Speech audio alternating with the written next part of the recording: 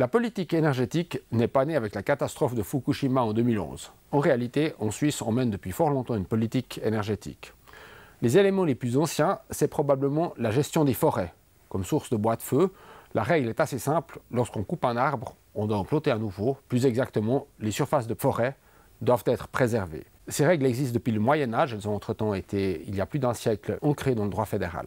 Au XIXe siècle, on a commencé à utiliser intensivement la force hydraulique, d'abord directement, puis ensuite par le biais de l'électricité, ce qui a permis de distribuer cette énergie plus loin qu'à la proximité immédiate des rivières. Ensuite, il y a eu les deux guerres mondiales, et en particulier la deuxième, douloureuse parce qu'on avait déjà commencé à utiliser passablement d'essence. La Suisse était isolée, on a même développé des ersatz de carburant à base de bois notamment. Ensuite, la guerre mondiale se finit, on arrive dans le boom économique, on construit les grands barrages, notamment le barrage de la Dixence. On se lance dans l'énergie nucléaire, avec une expérience un peu malheureuse qui était la centrale nucléaire de Luçon, qui a dysfonctionné. Entre 1969 et 1984, on inaugure 5 centrales nucléaires. Et puis, entre-temps, il y a eu la crise du pétrole qui a fait exploser les prix de cette matière première, qui a conduit aux premières mesures d'économie, d'isolation des bâtiments, aux dimanches sans voiture, aux mesures d'économie sur l'efficacité des véhicules, en ayant des véhicules plus efficaces, qui a redonné une impulsion aux transports publics, qui sont plus économes.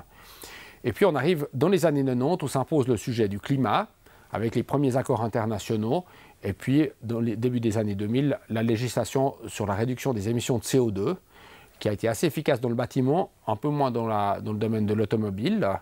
Ensuite, à la fin des années 2000, on adopte une loi pour encourager la production d'électricité renouvelable, qui est un grand succès, qui a conduit à un boom dans le domaine, loi qui a été renforcée en 2014. On voit donc qu'il existe un socle de mesures préexistantes, qui ont eu plus certaines beaucoup de succès, d'autres un peu moins, et que l'on ne doit pas tout réinventer. En réalité, il s'agit, avec la stratégie énergétique 2050, de développer une nouvelle étape, de renforcer les efforts et d'aller de l'avant, sachant maintenant qu'on dispose de technologies dont on ne disposait pas juste après la catastrophe de Tchernobyl, par exemple. Les politiques publiques produisent des effets. On le voit très bien sur le graphique des émissions de CO2. Ce graphique présente les émissions de CO2 depuis 1990. 1990, c'est la référence universelle pour les émissions de CO2, jusqu'en 2015. On voit que du côté des combustibles, en rouge sur le graphique, une sensible baisse a pu être atteinte, moins 24%, surtout dans la deuxième moitié de la période. Pourquoi? Eh bien parce que c'est là qu'on a pris des mesures, et quand on prend des mesures, elles produisent des effets. Dans le domaine des carburants, c'est-à-dire de la mobilité, on a au contraire une politique qui produit des résultats très mitigés, puisque on continue à avoir une croissance de ces émissions jusqu'au milieu des années 2000, depuis une stabilisation et l'année passée une petite baisse, mais cette baisse n'est pas due à des faits très héroïques, c'est simplement que l'augmentation de la valeur du franc suisse a réduit le tourisme à la pompe à la frontière de la Suisse, ce qui fait qu'en réalité c'est de l'essence qui n'est plus consommée par des Italiens ou des Allemands. Ce graphique met bien en évidence l'effet des politiques publiques. Là où il y a des bonnes politiques publiques, comme dans le secteur des combustibles, on fait des progrès. Là où la politique publique est médiocre, eh bien, on ne fait pas de progrès. Autre domaine, la consommation d'électricité. Ce graphique présente la consommation d'électricité depuis 1995 jusqu'à nos jours. Il faut faire attention à l'échelle qui va de 45 000 gigawattheures à 60 000 gigawattheures. Elle n'est donc pas à zéro. On s'aperçoit que dans les années 1990, la croissance de la consommation d'électricité en noir était encore très forte. À partir de 2001, la croissance ralentit un peu, mais reste assez marquée. Ce n'est qu'à la fin des années 2000 qu'elle se stabilise avec un gros creux qui correspond à la crise financière de 2009, puis un plafond et, depuis lors, un léger déclin. Cette évolution est très favorable. Cela signifie qu'on a réussi à casser la croissance permanente de la demande d'électricité. Le résultat est d'autant plus remarquable que sur le graphique, vous voyez en trétillé également la croissance de la population qui se reflète aussi dans la croissance de l'économie. Malgré une croissance économique qui s'est plutôt accélérée, on a réussi à stabiliser la consommation d'électricité. Il est difficile d'en connaître exactement les causes, mais selon toute vraisemblance, c'est des gains d'efficacité sur les usages existants de l'électricité qui ont eu lieu. C'est une très bonne nouvelle parce qu'il est évidemment plus facile de gérer la transition énergétique si la consommation globale d'électricité est stable que si elle est en augmentation permanente. La Suisse a engagé une politique de soutien à la production d'électricité renouvelable. Depuis 1990 jusqu'à environ 2008, la principale source de nouvelles énergies renouvelables, c'était les incinérateurs à déchets. Avec la chaleur des déchets, on produit de la vapeur qui entraîne une turbine et produit de l'électricité.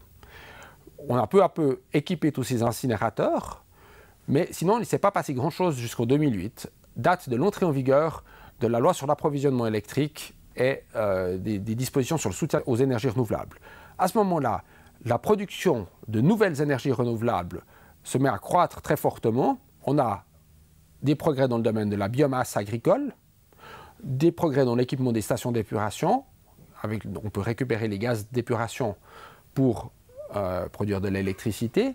Des progrès, évidemment, dans les usines d'incinération des déchets, on a continué à les équiper. Et puis surtout, une croissance très substantielle de la production de petite hydroélectricité et de la production solaire.